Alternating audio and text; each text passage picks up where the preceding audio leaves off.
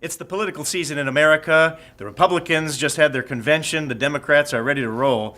But there's another party that canceled their convention. The National Atheist Party has canceled their convention, or at least what they hope to be a convention.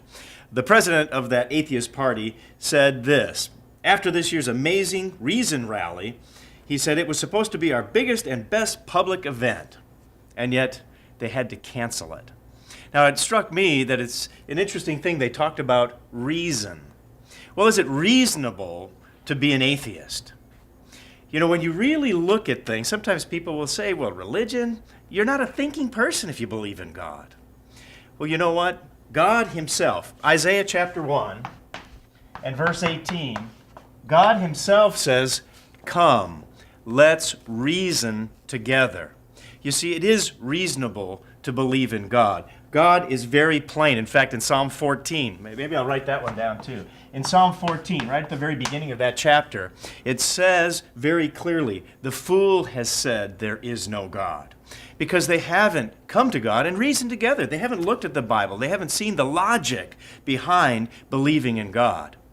In fact, there is such a powerful point that the Apostle Paul makes in the New Testament. In Ephesians chapter 4, it talks about those who have no reason. They don't understand. And it adds an interesting component to logic. And here's what Paul said. These people have their understanding darkened. So their reasoning is darkened. Why? They're alienated from the life of God because of the ignorance that's in them, because of the blindness of their heart. And you know, that makes a very important point, that there is reason, there is logic involved, but one aspect that people often leave out is heart. God is working with hearts and minds. We can't separate those two things. So come to God. Don't doubt that He is. Realize that God impacts us in so many ways as a whole person, the entire person. So God is an amazing God, and He says, let's reason together. That's BT Daily. We'll see you next time.